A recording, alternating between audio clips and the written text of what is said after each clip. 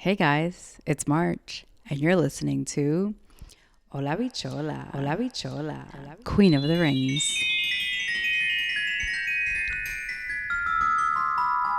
All right, welcome back. Have a seat. I hope you have your drink, your cup of tea, your coffee, your water, or maybe you just have a glass of wine, a glass of rosé, a pint, a shot.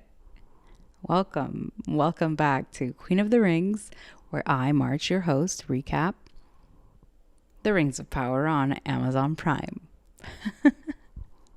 Well, let's get right into the episode because we are in the finale. All right, so we are opening up with Aaronwood, or Aaron Galen, I have down in my notes. Aaron Galen, the Greenwood. And I believe this is where the big giant and the Harfoots are in. And he's running through these woods and it's raining. And maybe it's the woods where the trees talk to each other. You know what I'm talking about in the Lord of the Rings, where they're all just like yapping to each other and, they're helping the little hobbits move from one side to the other.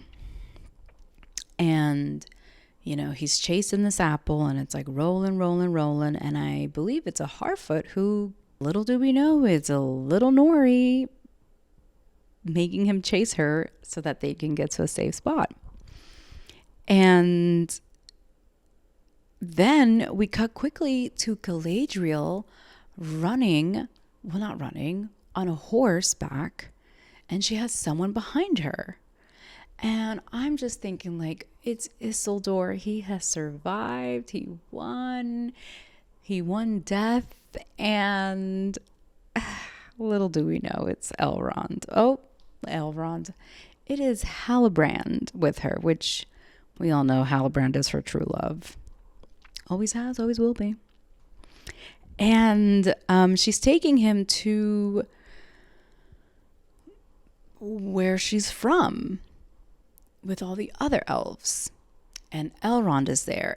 And honestly, the way that this episode started, I really felt like, did I wake up in a new timeline? Did I miss something in the last episode? Because what? I thought she was at the Númenor camp. I thought they were all on a boat. How did she get to to the place where the King High Halad lives, King Halad.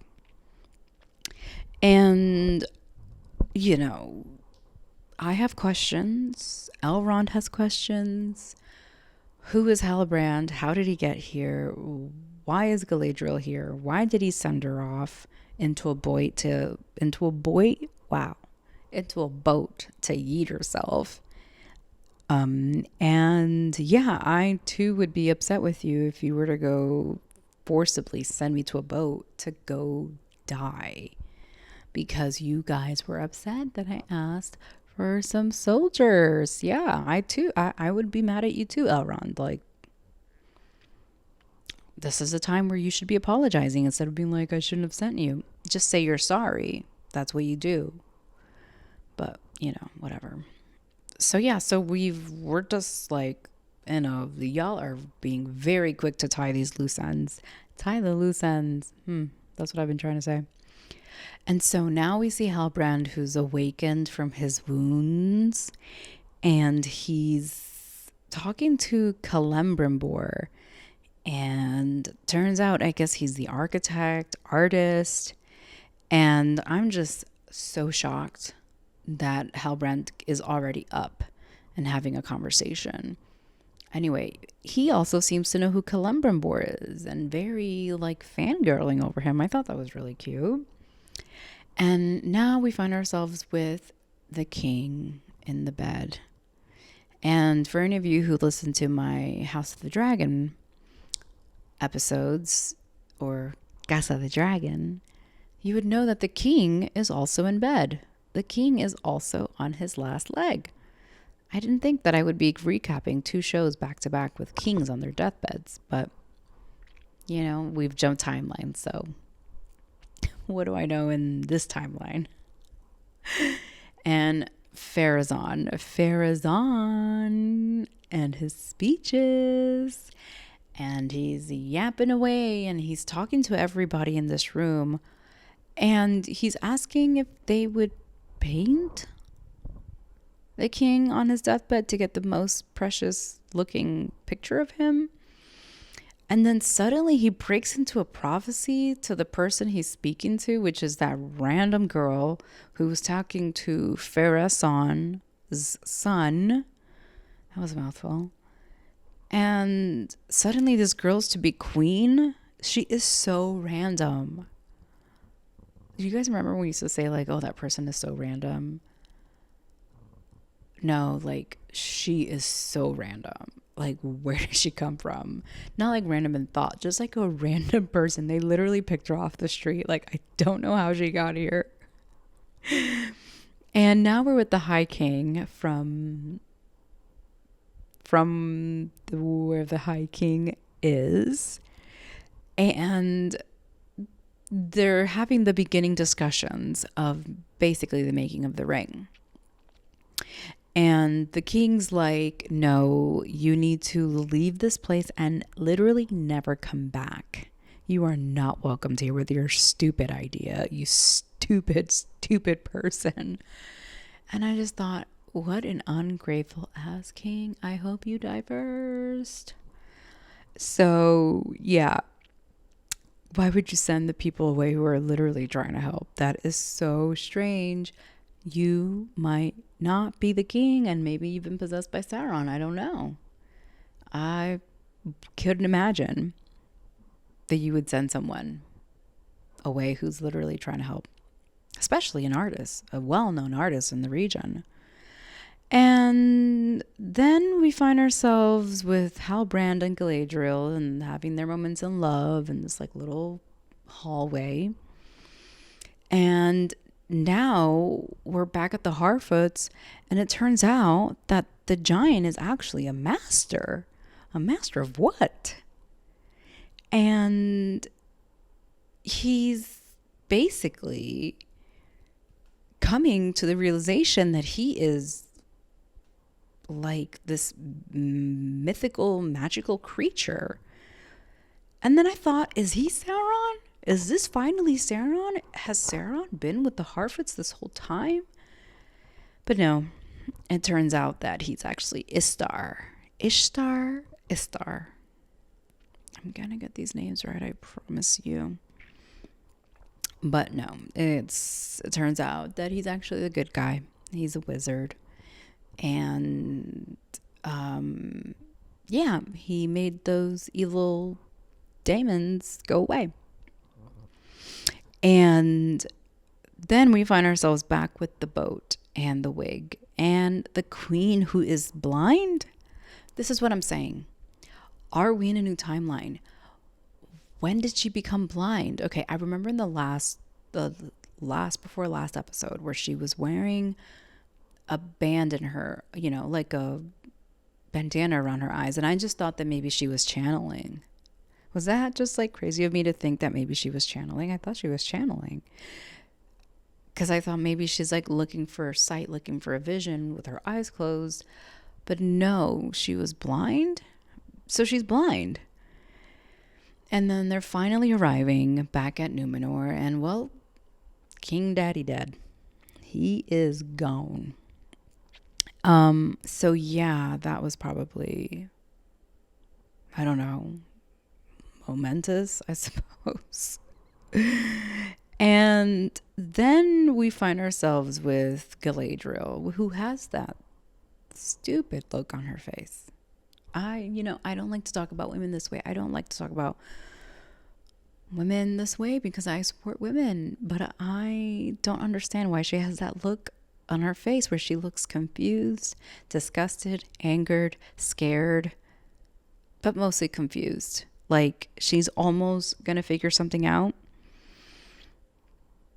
And then it turns out she has every right to be this confused and angry because Halbrand has been lying to us the whole time. Turns out he's Sauron.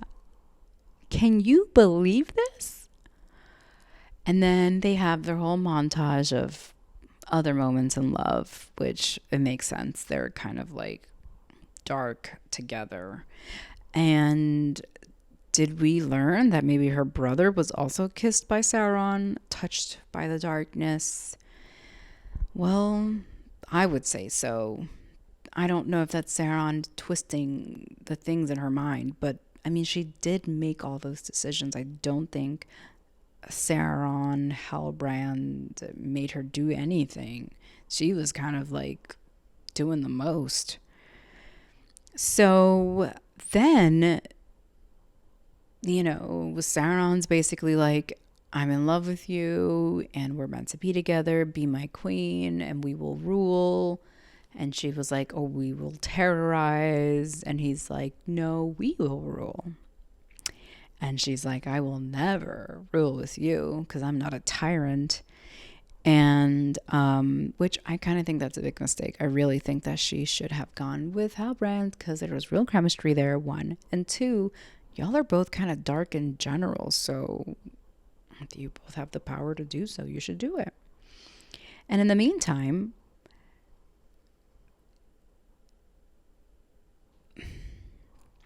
and so then as she's drowning, she's rescued again by Elrond. And I'm thinking, is she Sauron now? Is like, who is Sauron and where is he? Because Halbrand just disappeared so quickly, and I don't trust people who just vanish into the dust that way. Because then you could have done that the whole time. What took you so long? Like, y'all could have just been like jumping through time than really doing all that traveling. And so now they have a discussion about the need to make 3 rings instead of 2, because best out of 3. So I thought, all right, that makes sense. And Halbrand is still gone, and then I'm just like, all right, I guess suddenly now that you've revealed yourself, you can just hop on and go. And he just hopped on and left. So we're back with the Harfoots and Istar. And I was very, very confused because the Harfoots just send their daughter off with this giant stranger. I mean, I get that they've gotten to know him throughout this thing, but like suddenly now that he's a wizard, you're just going to send your baby off with this man? Like, I get it. She's probably older than she looks, but she looks pretty young. And does he really need her? He's a wizard. That's what I don't understand. How does he need her? More like she needs him in the adventure.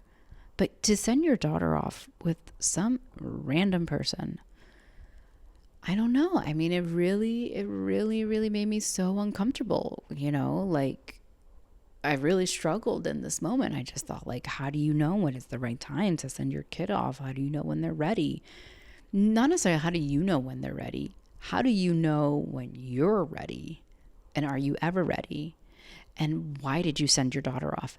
That is literally bugging me. I could not believe that happened. And then we have Elrond, who discovers the letter that Galadriel learned about Halbrand. And then he's walking up the steps. And let me tell you, again, why aren't there elevators? Come on, guys. I understand being fit and being healthy is wealth, but this is excessive. And like, we don't have time for you to literally walk up these like curling steps for an hour. We have rings to make. We have decisions to make here, sir. So yeah, maybe like make an elevator. I don't think it would be that hard for you guys. Just saying. And so there was a moment where they were all making the rings, the infamous rings, and they were all together. And I thought, do any of these people trust each other? Because it kind of felt like, who's Sauron here? Is Sauron gonna like make shift into himself now? Is he gonna reveal himself? Is Celebrimbor him? Is Elrond him? Is Galadriel him? She definitely is him, for sure. She is the female him. You heard it here. She is the female him. And then finally we see Halbrand at home, where he turns into Sauron.